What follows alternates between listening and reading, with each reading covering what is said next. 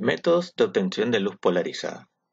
Existen diferentes métodos para obtener una luz polarizada, entre los cuales vamos a ver los métodos por emisión selectiva a través de las antenas, la absorción selectiva o dicroísmo, en las cuales vamos a ver los polaroides, la reflexión especular, la dispersión y la doble refracción.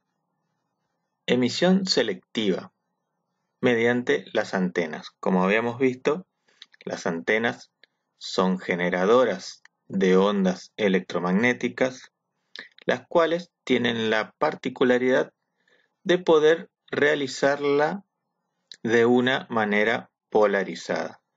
Es decir, ya emiten una onda con su campo eléctrico polarizado, en la cual puede ser de una manera lineal, de una polarización circular o bien de una polarización elíptica, dependiendo de lo que se quiera transmitir.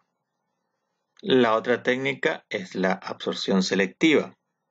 La técnica más común para producir luz polarizada es usar un material que transmita ondas cuyos campos eléctricos vibren en un plano paralelo a cierta dirección y que absorba las ondas cuyos campos eléctricos estén vibrando en todas las demás direcciones.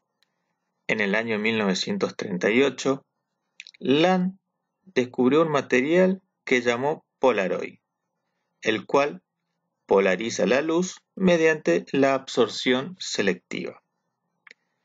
Este material se fabrica en hojas delgadas de hidrocarburos de cadena larga. Las láminas u hojas son estiradas durante su fabricación de forma que las moléculas de la cadena larga se alinean. Después de haber sumergido la hoja en una solución que contiene yodo, las moléculas se vuelven buenos conductores eléctricos. Esta conducción ocurre principalmente a lo largo de la cadena de hidrocarburos, ya que los electrones se pueden desplazar con facilidad a lo largo de sus cadenas.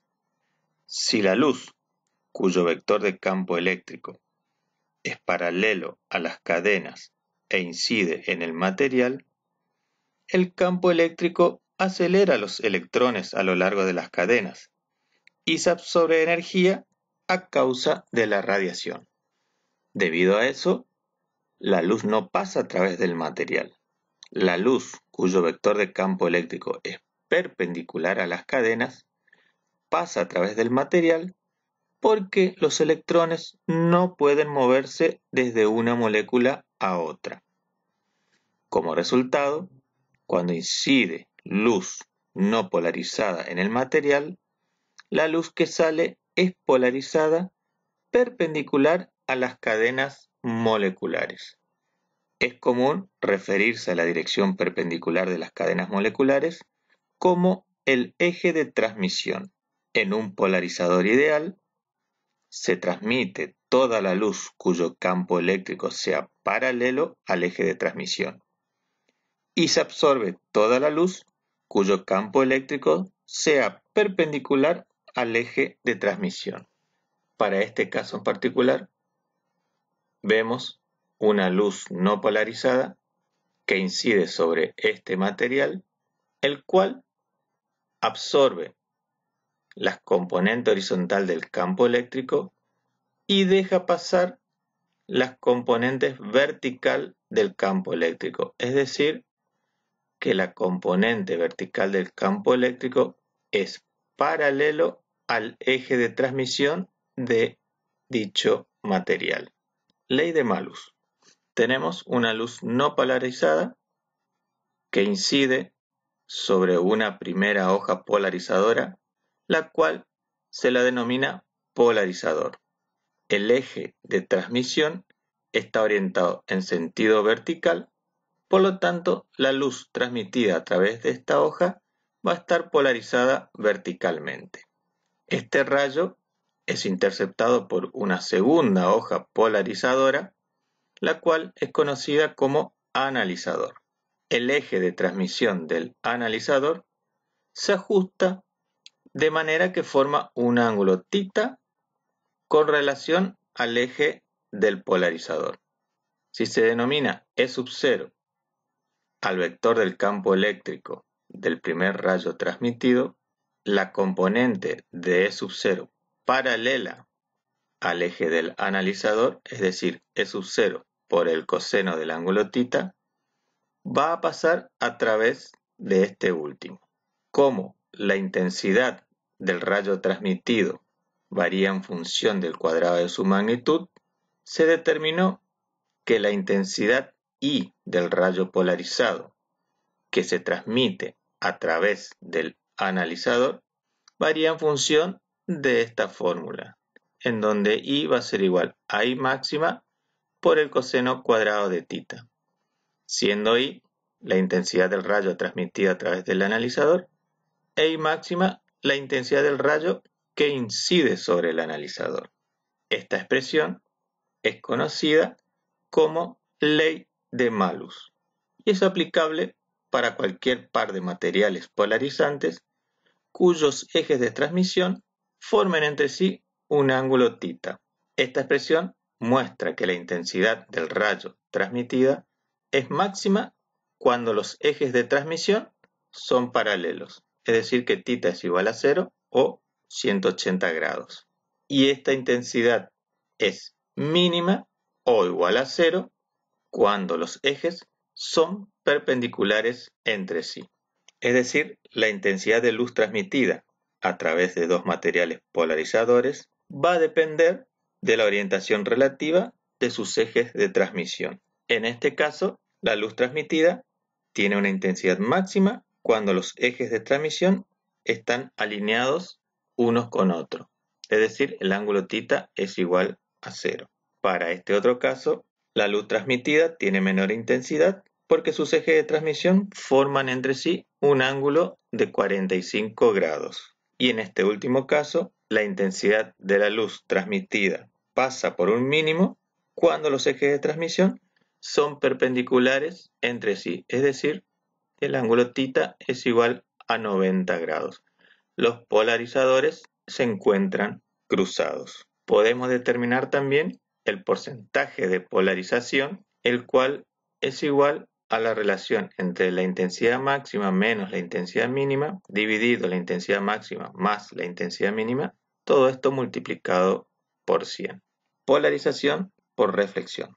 Cuando un rayo de luz no polarizado se refleja desde una superficie, la luz reflejada puede estar totalmente polarizada, parcialmente polarizada o no polarizada, dependiendo del ángulo de incidencia.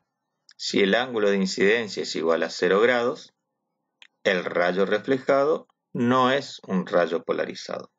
Para otros ángulos de incidencia, la luz reflejada estará polarizada hasta cierto grado, y para un ángulo particular de incidencia, la luz reflejada quedará totalmente polarizada. Si suponemos que un rayo de luz no polarizado incide sobre una superficie, cada uno de los vectores de campo eléctrico individuales puede descomponerse en dos componentes. Uno, representado por estos puntos, que es paralelo a la superficie, y en este caso perpendicular a la página. Y la otra componente, representada mediante estas flechas, es perpendicular a la primera componente como a la dirección de propagación.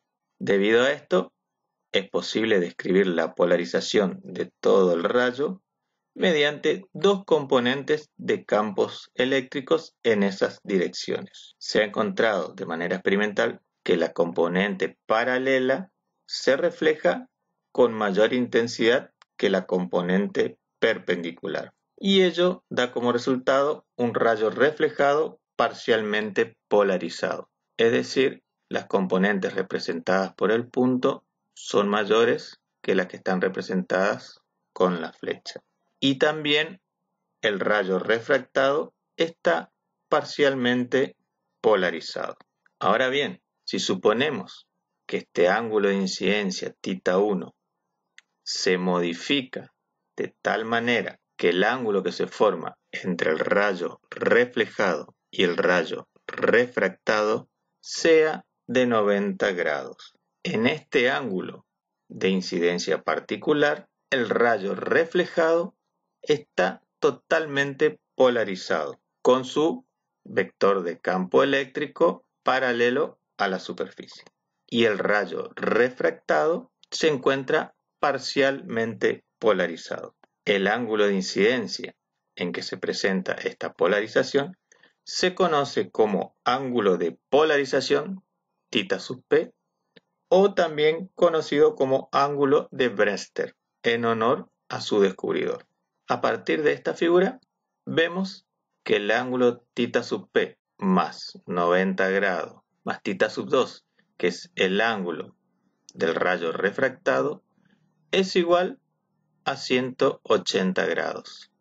De aquí podemos decir que θ sub 2 va a ser entonces 90 grados menos el ángulo de Brewster.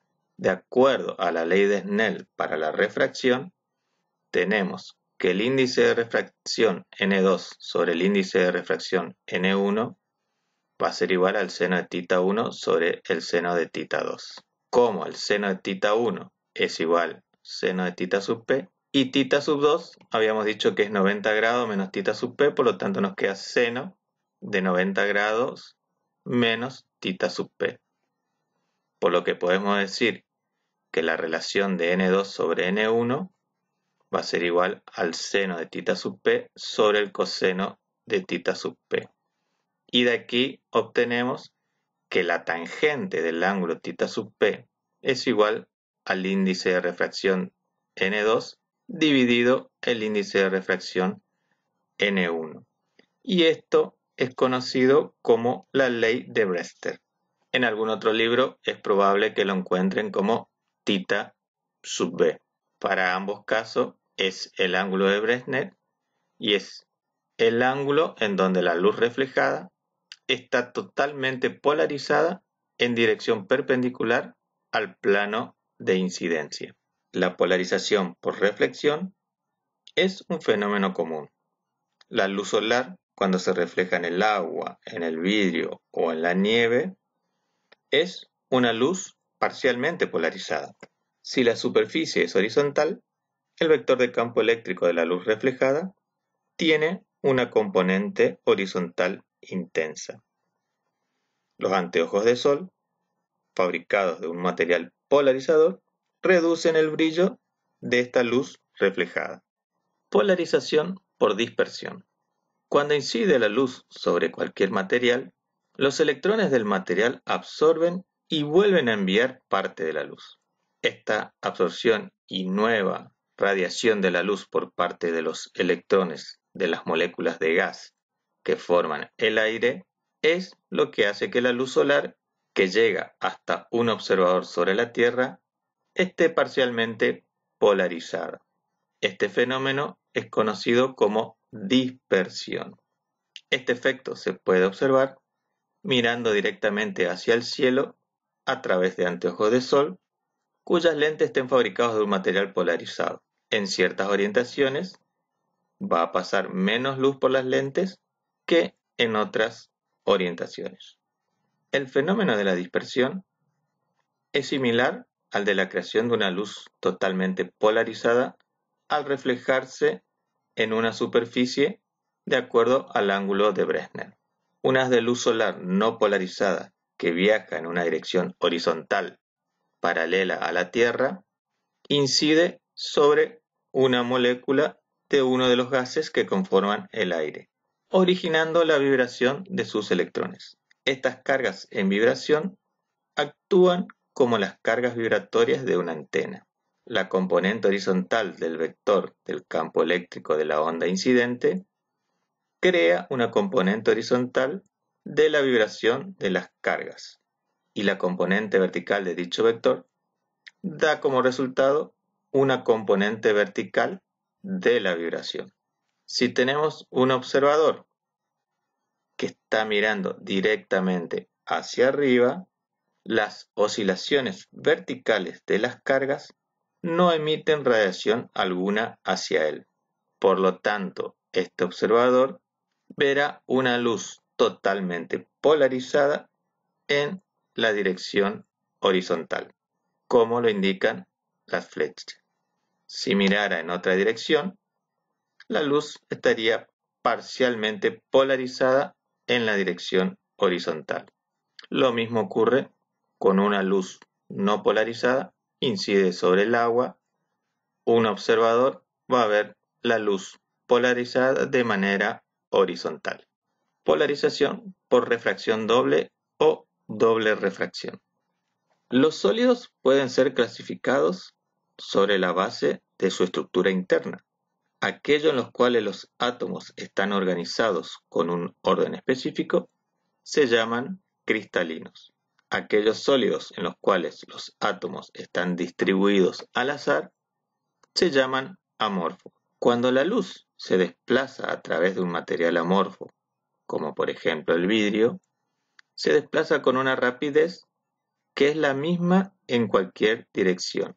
Es decir, que el vidrio tiene un solo índice de refracción. Ahora bien, en ciertos materiales cristalinos, como por ejemplo la calcita o el cuarzo, la rapidez de la luz no es la misma en todas direcciones. En estos materiales, la rapidez de la luz va a depender de la dirección de propagación y del plano de polarización de la luz. Estos materiales se caracterizan entonces por tener dos índices de refracción, por lo que a menudo se los llama materiales de doble refracción o birrefringentes.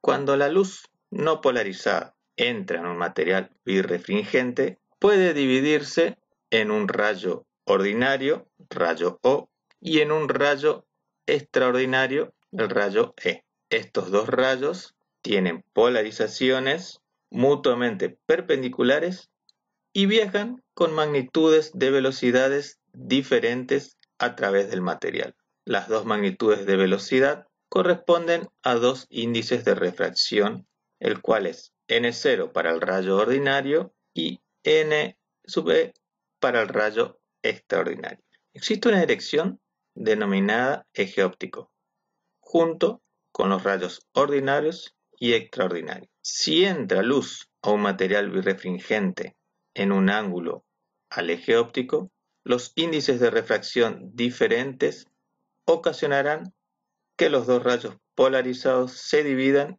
y viajen en diferentes direcciones, como vimos en este caso. Si se coloca una pieza de calcita sobre una hoja de papel y se mira a través del cristal cualquier cosa escrita sobre dicho papel, se verán dos imágenes, como se ve en esta figura. Estas dos imágenes corresponden a una formada por el rayo ordinario y a otra formada por el rayo extraordinario. Algunos materiales, como el vidrio y el plástico, se convierten en birrefringentes cuando son sometidos a un esfuerzo.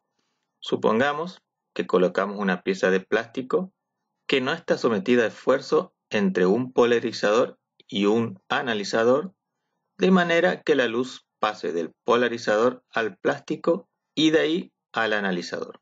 Cuando el plástico no está sometido a esfuerzo y el eje del analizador es perpendicular al eje del polarizador, no pasa ningún rayo de luz polarizado a través del analizador. Es decir, en otras palabras, el plástico que no está sometido a esfuerzo no causa ningún efecto sobre la luz que pasa a través de él. Sin embargo, si se somete el plástico a un esfuerzo, las regiones de mayor esfuerzo se hacen birrefringentes y cambia la polarización de la luz que pasa a través de él. Por esto se observa una serie de bandas brillantes y oscuras en la luz transmitida, en donde las bandas brillantes corresponden a las regiones de mayor esfuerzo. Los ingenieros utilizan a menudo esta técnica, conocida como análisis de esfuerzo óptico, para el diseño de estructuras que incluyen desde puentes hasta pequeñas herramientas.